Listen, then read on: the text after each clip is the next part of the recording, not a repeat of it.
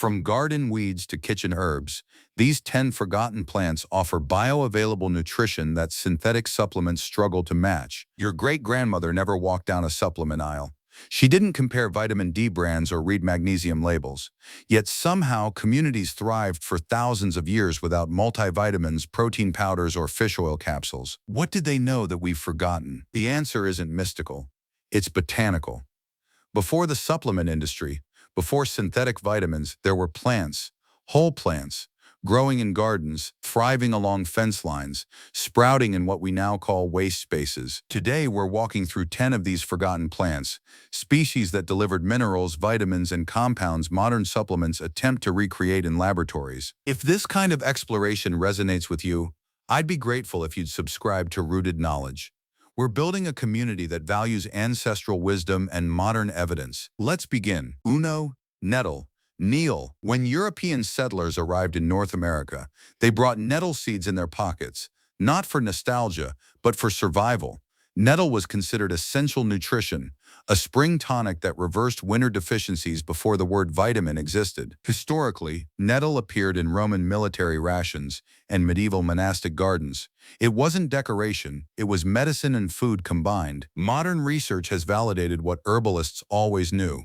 Nettle contains bioavailable iron, calcium, magnesium, and vitamin K in ratios human bodies recognize. A 2016 study in the Journal of Herbal Medicine found that nettle's mineral content rivals synthetic supplements, but with cofactors that enhance absorption. Health benefits. Iron-rich, combats anemia without constipation, common with iron pills. Bone support, high calcium, magnesium, vitamin K. Anti-inflammatory, reduces joint pain and seasonal allergies. Urinary health, traditional use for prostate and bladder support. Practical usage is simple. Young spring leaves can be steamed like spinach or dried for tea. The sting disappears with heat. Many homesteaders harvest nettle in early spring, before flowering, when nutrient density peaks. Why did we forget nettle? Partly because it stings, partly because grocery store convenience replaced seasonal foraging, but mostly because we started buying iron pills instead of walking outside. 2. Dandelion. We spend billions spraying dandelions out of existence. Our ancestors spent spring mornings harvesting them. Dandelion greens were a staple in European peasant diets, not by choice but by necessity. They grew everywhere, required no cultivation, and appeared precisely when winter food stores were depleted and scurvy threatened. The plant was so valued that settlers deliberately planted it in colonial gardens. Modern nutritional analysis reveals why. Dandelion greens contain more vitamin A than carrots, more calcium than milk per serving, and potassium levels that rival bananas. Research published in the International Journal of Molecular Sciences 2017 noted dandelion's prebiotic fiber supports gut bacteria in ways isolated fiber supplements cannot replicate. Health benefits. Liver support, stimulates bile production, aids detoxification. Digestive health, prebiotic fiber feeds beneficial gut bacteria. Diuretic action, natural water balance without potassium depletion. Blood sugar regulation, may improve insulin sensitivity. Every part is usable. Young leaves go in salads. Roots roast into a coffee-like beverage. Flowers make wine, though that's another topic. We forgot dandelion because lawns became status symbols and weeds became enemies. The shift happened in the 1950s with suburban expansion and chemical lawn care marketing. But the plant never forgot us. It still grows, uninvited, offering nutrition we pay for in capsules. 3. Moringa. In parts of West Africa and South Asia, moringa isn't a superfood trend, it's survival food. For thousands of years, communities facing seasonal food scarcity have relied on moringa leaves as concentrated nutrition when little else grows. The tree is called nebediah in Senegal, which translates to never die, a reference to both its drought resistance and its life-sustaining properties. Nutritionally, moringa is almost absurd. Gram for gram, the dried leaves contain 7 times the vitamin C of oranges, 4 times the calcium of milk, 4 times the vitamin A of carrots, and 3 times the potassium of bananas. A 2018 study in Food Science and Nutrition confirmed that moringa's amino acid profile is complete, meaning it contains all 9 essential amino acids, rare for a plant. Health benefits: complete protein source, all essential amino acids, Ideal for plant-based diets. Antioxidant powerhouse, protects cells from oxidative damage. Anti-inflammatory, reduces chronic inflammation markers. Nutrient density, beats most multivitamins in bioavailable form. Traditional use involves adding fresh or dried leaves to soups, stews, or teas. In modern homesteading, moringa powder gets mixed into smoothies or baked goods. We forgot moringa in the West because it's tropical.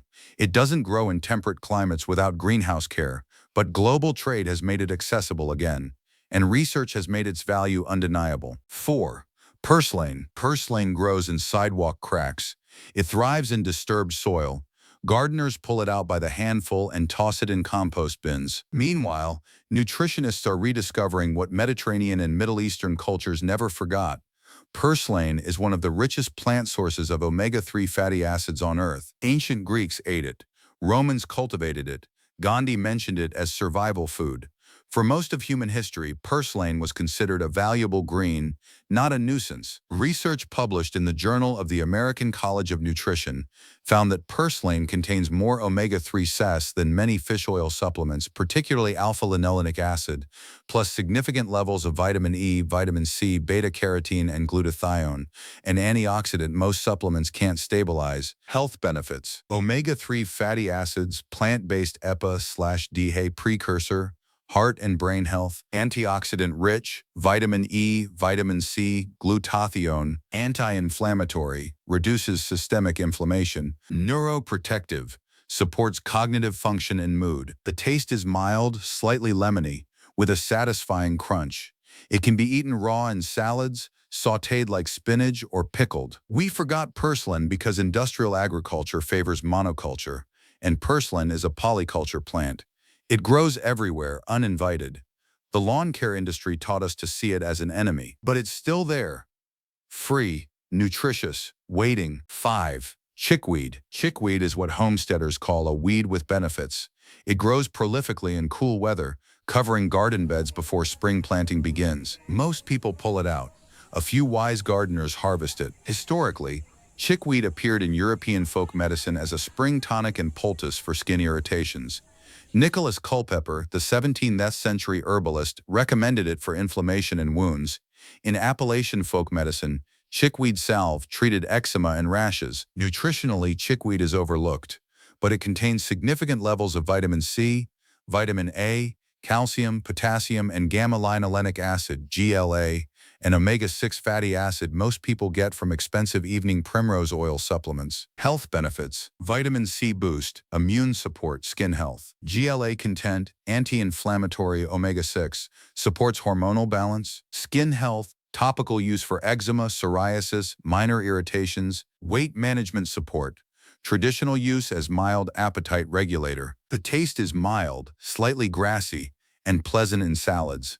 It can also be juiced, blended into smoothies, or made into tea. Practical usage requires only scissors and a bowl. Harvest the top few inches of growth, rinse, and eat fresh. Chickweed doesn't store well, so it's best used immediately. We forgot chickweed because it looks insignificant. Small leaves, tiny white flowers, easily overlooked. It doesn't command attention like kale or demand cultivation like lettuce. It simply grows, quietly offering nutrition to anyone who notices. 6. Burdock. Burdock root is sold in health food stores as a blood purifier and detox supplement, but in traditional Japanese, Korean, and European cuisines, it's simply food, a root vegetable with a long history of culinary and medicinal use. The Japanese call it gobo. It appears in stir-fries, soups, and traditional dishes like kinpira gobo. In medieval Europe, burdock was a staple root vegetable stored through winter alongside carrots and parsnips. Nutritionally, burdock root contains inulin, a prebiotic fiber that feeds beneficial gut bacteria, potassium, calcium, and antioxidant compounds called lignans. Research published in Inflammatory Research 2011 found that burdock root extracts demonstrated anti-inflammatory activity comparable to some pharmaceutical agents. Health benefits. Prebiotic fiber feeds gut bacteria, improves digestion, liver and kidney support, traditional detoxification herb, blood sugar regulation. Inulin may improve insulin sensitivity, skin health, purifies blood, reduces acne and eczema. The root has an earthy, slightly sweet flavor. It can be sliced thin and sautéed, added to soups, or pickled. Harvesting requires digging. Burdock roots grow deep. First-year roots before the plant flowers are best, tender and less fibrous. We forgot burdock because root cellars disappeared. Refrigeration changed food preservation, supermarkets offered convenience, and burdock required work. But foragers and homesteaders are rediscovering it because the work yields nutrition grocery stores don't stock. 7. Red clover. Red clover grows in pastures, along roadsides, and in untended fields. Farmers plant it to fix nitrogen in soil. Bees love it. And for thousands of years, humans have harvested the blossoms for food and medicine. In traditional European and Native American herbalism, red clover appeared as a blood purifier, a term that predates modern science but pointed toward what we now understand as lymphatic and liver support. The flowers are edible, mildly sweet, and can be dried for tea or added fresh to salads. Red clover tea was a staple in Appalachian folk medicine, consumed in spring as a tonic. Nutritionally, red clover contains isoflavones, plant compounds similar to estrogen, vitamin C, calcium, magnesium, and chromium. Research has focused on these isoflavones, particularly for menopausal support. A 2015 meta-analysis in Maturitas found mixed but generally positive results for symptom relief. Health benefits. Menopausal support. Isoflavones ease hot flashes, night sweats. Bone health may slow bone loss in postmenopausal women. Cardiovascular support improves arterial elasticity. Mineral content, calcium, magnesium, chromium. The tea is mild, slightly sweet, and pleasant. Dried flowers retain potency for months if stored properly. We forgot red clover because we stopped foraging and started farming monocultures.